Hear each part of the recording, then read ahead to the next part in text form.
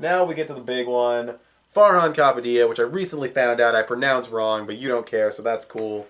Um, you asked a lot of Ippo questions, which is pretty cool because I don't get a chance to talk about Ippo much. So let's just dive into your questions. I'm kind of, he has a big list, so I'm kind of just going to look over here a little bit. I do apologize. Um, Number one, which anime fan base do you think is the worst? Go in depth with your hate. I like the way you worded that. I would probably say the Dragon Ball fan base for sure. There's some bad fan bases, but I've heard the Fate Stay Night, Fate Zero fan base can be pretty ridiculous, but I got to go with Dragon Ball. Dragon Ball just because the core fan base of Dragon Ball doesn't even understand the series itself. They clearly have no understanding of fucking Gohan, that's for damn sure. And a lot of the characters they don't understand. They treat the movies like gospel, even though most other anime fan bases know that movies are non-canon and don't count.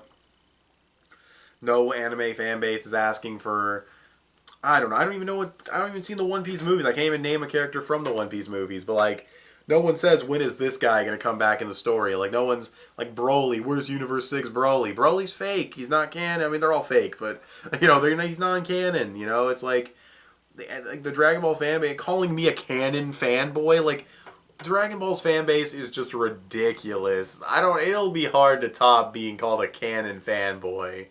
That one's going to be hard to top. That was a pretty high stupidity moment in the Dragon Ball fan base, but definitely Dragon Ball fan base. They don't understand on a fundamental level the series at all or the characters to a certain extent, and just definitely Dragon Ball. Sure, they're nice people, in real life, but when it comes to Dragon Ball, gotta just call it out how I see it. Next question you asked: will you upload more videos debunking the misconceptions surrounding Dragon Ball or any other series? Probably. It's fun to do that kind of thing. If you guys want to send me videos of people you think say pretty dumb things about Dragon Ball or other series in general, and you want to see me like debunk the video like live, like play some of the video, listen to them. If I disagree, I'll say something like I did for that one guy when it came to Gohan's character.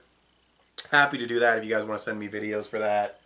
I don't know where to send them yet, so I guess just put them in the comments. But then the spam thing will fuck with you guys. I don't know yet, but I'll figure something out for that. Next up is, how do you think Sendo versus Gonzales will turn out when we get there? What do you think for his future in the series?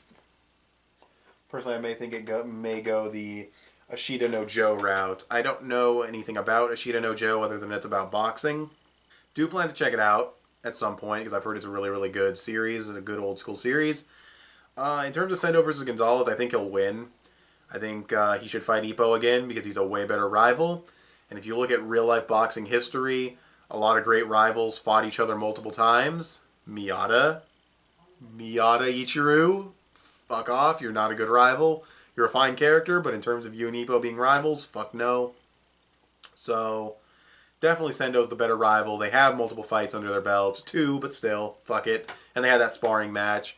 And, the sparring match led you to believe that maybe Sendo is stronger now. So, yeah, I would definitely say Sendo versus Gonzales will go in Sendo's favor. And then you also asked, what do you think of his future in the series? Like, Sendo, his future?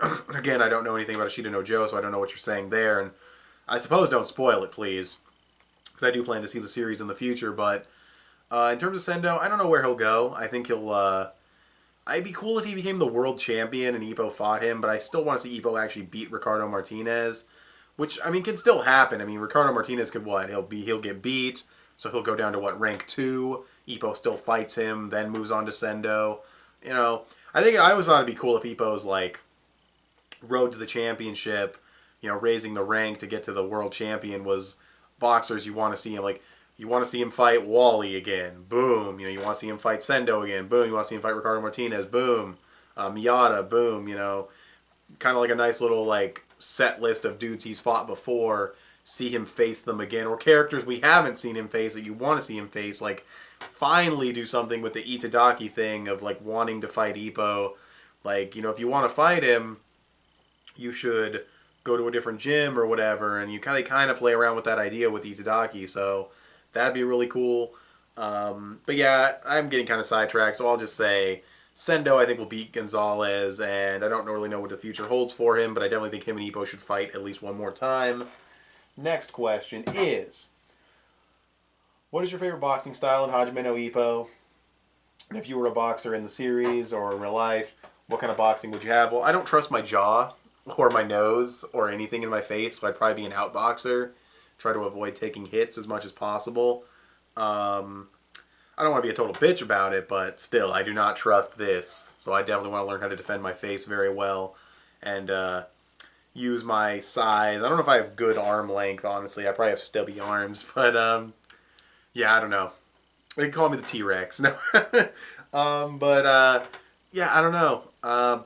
And then for that, yeah, I'd probably outboxing. And then in terms of my favorite in the series, Itadaki, for sure. His fights are super entertaining. His speed, his focus, his rapid punches, like super badass, super cool. His fights are really awesome. So probably him. Probably he's my favorite in terms of style. Next question. What are your thoughts on Wally in Hajime no Ippo? He's way too strong for his experience. I know people are naturally talented. I get why he'd be agile and able to dodge, but some of the expert punches he was pulling off, some of the expert punches or blocks he was pulling off, no. Ridiculously overpowered. But he was cool. He had a unique fighting style and a unique design, and he was a cool in terms of personality. He was a cool in terms of personality. There you go, petplatypus. That's how you talk. But yeah, he was cool. He was just extremely overpowered, and I don't know where he's going to go in the future, but that's why I want to see Ippo fight him again, is I want to see Ippo actually fight him again on his road to becoming a world champion and actually just fuck him up. Like, not totally destroy him, but just do way, way better than he did the first time. Because that's embarrassing when a dude only has 3 fucking wins and you struggle that hard, but he was overpowered, what can I say? But yeah, he's cool. Do you think Aokimura will ever get a serious fight in the series again? I fucking hope they do. I don't care if they go up against the fucking coconut punch dude and the electric guy. I just have a serious fight. Like, the status quo in Hajime no Ippo is kind of annoying, because after 1,000 chapters, they still lose most of their fights. Ippo's made very little progress with Kumi. Itadaki still won't, every time someone says, do you want to fight Ippo? He's like, no, I can't fight Ippo. The status quo is just ridiculous. That's why I loved when fucking Hammer Neo came in. His old, I forget what it's called, but, he used to call Ippo Senpai. Barfichi, him. When he came in all different and shit, I was like, that's really cool. So, yeah, the status quo of Ippo is a little annoying, but hopefully they get some good fights and not just comedic fights or losses, hopefully, because their serious fights are really good. Kimura versus Mashiba is great, and even though it's kind of silly, I'd still say it's a quote-unquote serious fight. Aoki versus that other guy was really funny and really cool. So hopefully they do get more serious fights, and I think they probably will, hopefully. Who is your anime/manga waifu, and and would you bang her low-key? Weird question, because it's like fictional chicks, but I can have fun with that. Fuck it. They're designed to look attractive, I'll admit when they do. Not a problem for me. I'm not gonna be all, like, oh, well, they're fake, so I'm gonna be like, fuck it. It's just bullshit anyway. People have their fetishes, let them have them. I'm not saying I have a fetish, I'm just saying. In that sense, I don't know, that's hard. I mean, would I bang them low key? I mean, most anime women are extremely good looking, so yeah, probably. But I don't know. In terms of a waifu, I would probably say, I don't know, because I want to think of a chick who would actually be, like, realistically, like, like, would this actually be a fun chick to be around, and as, like, personality-wise and everything, not just appearance. Because if I go by just appearance, there's Boa Hancock, there's Nami, there's Robin, but Nami's a bitch.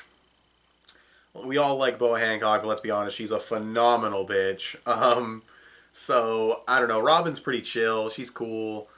Mira Jane's really, really nice and Fairy Tail, but not a total pushover or anything. But probably like someone like Ellie from Rave Master. She's just quirky and fun, and she looks good, and you know, she's a nice character.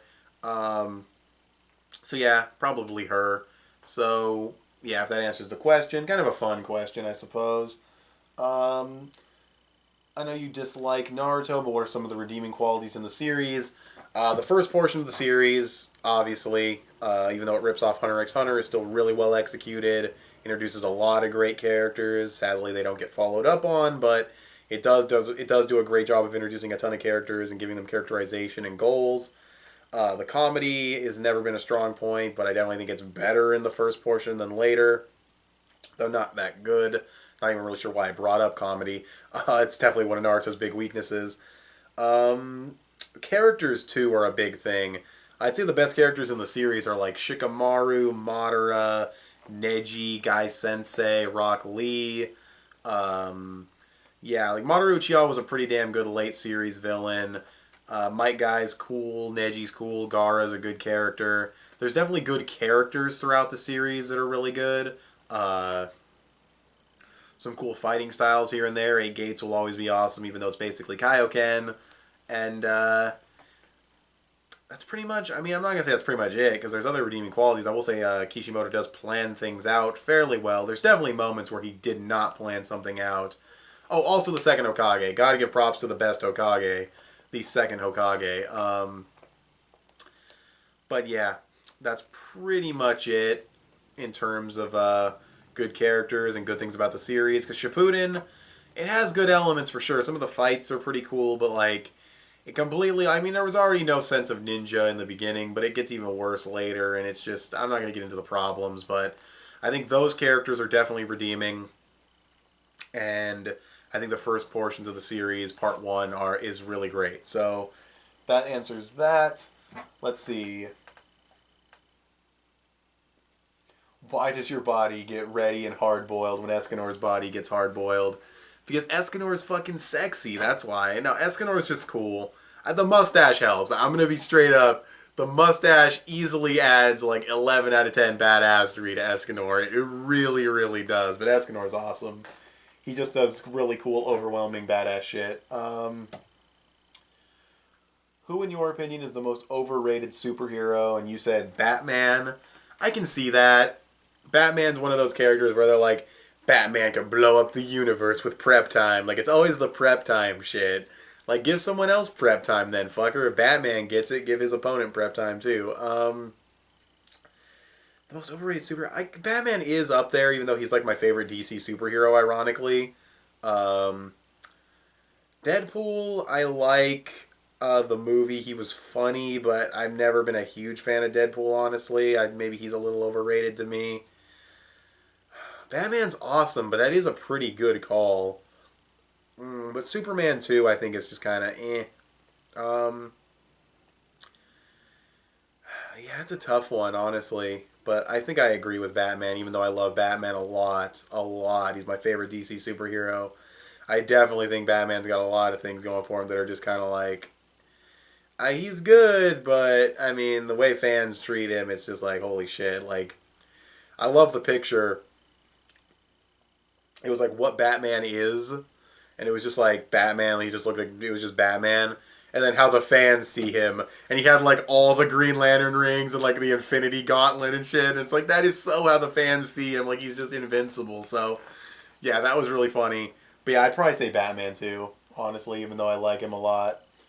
Next up, what comic book series have you read or catches your interest in reading? Comic book series. Well, I read the Avatar: The Last Airbender comics. I started reading like Adventure Time and Steven Universe comics recently. Those are just kind of cute little stories. They aren't anything super investing. Gave IDW Teenage Mutant Ninja Turtles a chance. That was really cool. If I'm reading the right run. I mean, there's so many different versions, but it says IDW, so I'm assuming it's fucking the right one. I think it has to do. I think the original one of the original creators is involved with it, at least maybe early on. I don't know if things changed later, but yeah, it's really cool. It's basically the one where Raphael is like immediately not with them because they get separated early on when they get oozed. Minor spoiler, but it's like right in the beginning of the story. If that is the IDW run that I've heard the fables about, the great IDW run of Teenage Mutant Ninja Turtles, and that is what I'm reading, and I do enjoy it. Um, and that's pretty much it. I've seen adaptations of comic book storylines like The Dark Knight Returns and stuff like that, but I haven't actually read The Dark Knight Returns. So yeah, those are the comics I've read. Let's see what else. Have you finished Daredevil season 2? If so, what are your thoughts on it? I need to do a Daredevil season 2 review. I was gonna review all the episodes, and I just kind of said fuck it. Um, it was good. I'd have to see season 1 again to decide which one I like better. Initially, I wanted to say season 2, but I wasn't a big fan of the Elektra storyline, honestly, or her character. And she takes up a lot of the story, and she kind of made Matt a little unlikable at times. I know that's the point, but still, the action is still absolutely phenomenal. They did good with character. I love Stick. He's always awesome. Good to see more of him. That scene with him. I don't want to spoil too much, but the scene with Stick, and how do I describe it without spoiling? I think you guys might already know. It's really fucking cringy. Has to do with hands. That's all I'll say. Oh man, that was hard to watch. Fuck, the first season did not make me cringe. Like I couldn't even look. That was, but it was really good. It was still really fucking good. It was phenomenal. I don't know if I like it more than season 1 though, because the Elektra storyline didn't do it for me too much, and yeah. So, but I still enjoyed it. I'd have to, like I said, I'd have to see season 1 again to decide which one I like more. But I'll do a review at some point to get more in depth. Why do you think? Okay, what do you think of the people that give Andrew Garfield shit as Peter Parker / Spider-Man, yet praise Tom Holland's portrayal despite it being very similar to that of Andrew Garfield? I think it's stupid. I think it's people that just are trying to find problems. Very shallow, not well thought out arguments to bash the not Sam Raimi, the Sony Spider-Man movies, the newer ones, the rebooted ones, because Marvel should have had the rights and they rebooted it too soon, so that justifies a vendetta against the entire franchise, I guess. And no matter what they do, it's bad no matter what. Oh shit. Oh shit, he rides a skateboard. Oh shit, he can't be a nerd. It's not like I rode a fucking skateboard while being an anime fan and a comic book character fan and shit in middle school and high school and shit. Yeah, I did, fuckers, and I rode a skateboard and did tricks. He didn't even do tricks until after he got his powers. So, just really shallow, not well thought out arguments. And then Tom Holland, Marvel totally fucking validated Sony, or maybe this was a Sony creative decision, I don't know, but it's fucking Andrew Garfield again. He's a little different, he's younger. I'm sure there will be differences when he gets to his own movie, but it's the same character because that is fucking Peter Parker. You know, he's not a stereotypical nerd, not even in the comics. The people who bitched about his Andrew Garfield's hairstyle, I mean, Peter's had that hairstyle in the comics before. Edward Cullen didn't fucking invent that shit. I don't know. It's just, I don't. It's what am I saying? It's hypocrisy. It's hypocritical. Whatever the fuck you want to, however you want to word it. It's a bias in favor of Marvel. It's just Marvel can make as many changes to Thor and shit as they want. No one really bats an eye. Minor little changes to an extremely faithful storytelling of Spider-Man in the Amazing Spider-Man movie. Even the most minor changes got ripped apart by fans saying it's not as like the comics, even though Thor can be nothing like the comics and people still say, it's good. So, fuck all that. Next question. What cartoons did you grow up watching, favorites, and which ones do you think still hold up well today? Go in depth with your nostalgia. Alright. I think the first 3 seasons of SpongeBob still hold up phenomenally well. They're insanely quotable, insanely memorable. Literally every single time I hang out with my friends, we can just pull a new fucking old school SpongeBob quote out. It practically shaped our fucking lives. It's kind of disgusting. Old school SpongeBob definitely holds up. I also grew up on Ed, Edd and Eddy. I think Ed, Edd and Eddy, it probably holds up a little bit well. Maybe some of the voice acting early on might be a little shaky, but I think it has some great, funny slapstick in it. I'd have to watch it again, though. I'm not too sure. I also grew up on Grim Adventures of Billy and Mandy. That show, it was good. I don't know if I'd still like it or if it still holds up, because I like nostalgia and everything. I'm definitely nostalgic for some of these series, but I can also set nostalgia aside very easily. So sometimes it's hard to really judge. What else did I grow up watching? I'm drawing a blank. Oh, Codename Kids Next Door. That's a pretty creative show. I'd say that show probably still holds up, but I don't know. I don't know. Um, so yeah, I don't know. It's hard to say. Danny Phantom was really good. Fairly Odd Parents. I think Danny Phantom probably would hold up. Maybe, not too sure. So yeah, I don't know. I am nostalgic for all those series though. Like I said, the SpongeBob quotes.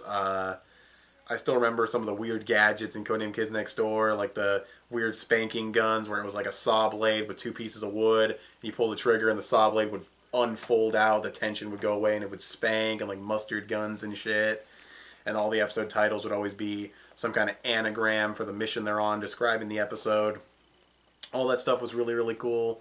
I remember the Dragon Ball Z parody episode where it was like the delightful children from down the lane were like Frieza, and number 4 was like Goku, and I loved Dragon Ball back in the day too, but this question was about cartoons, so I didn't really specify that.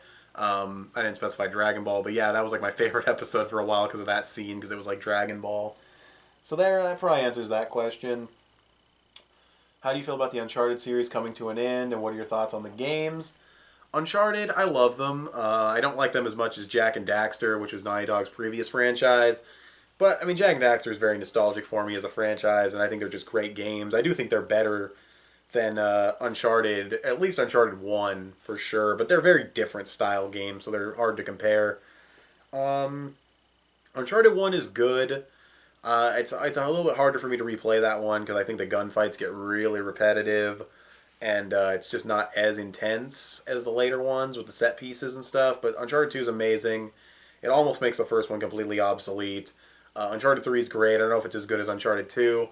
Uncharted 4, I can't really say too much. Coming to an end, I'm fine with it. I would hope Naughty Dog could move on to something new. I've heard they're making The Last of Us 2. I'm not too sure about that.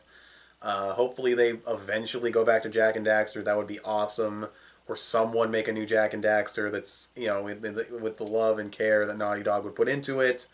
Which I realize is a lot to ask for, but if we can get like 7 million Ratchet and Clanks, I don't see why we can't get one more Jak and Daxter. But yeah, I really enjoy the Uncharted games. Definitely going to pop on some Uncharted 4 after this video is done. Okay, so next question, and the final question. What's your favorite type of music and my least favorite? That's hard to say. I mean, my favorite, probably just rock, metal type music, for sure. Least favorite, I'm trying to think, least favorite type of music. I don't like rap, but sometimes it's okay. I don't hate it. I can listen to the beats. Sometimes the beats are kind of cool. The background music of a rap. Country music, I'm probably country. I like some country rock specifically, but just straight up pure country, that's probably my least favorite, to be totally honest. So yeah, that pretty much answers. Let me just make sure that's all the questions that are listed here. Alright, I think that's all the questions. So, I hope you enjoyed the answers. I hope you enjoyed the video. And yeah, so I can't really ask you what you guys thought of the video because they were your questions. I answered them. I guess just comment down below. Stuff. Say hi. I don't fucking know. Just do something in the comments. Comment something. I don't care. Thanks for watching the video. Give this video a thumbs up. Share it on social media. Both those help me out a lot. You can also follow me on Instagram or add me on PSN. I'm petplatypus on both. Subscribe if you haven't already, or if you like what you've seen here. If you watched the whole video, you must have thought it was at least pretty good. So go ahead and hit that subscribe button. Once again, thanks for watching, and I'll talk to you guys later. Bye.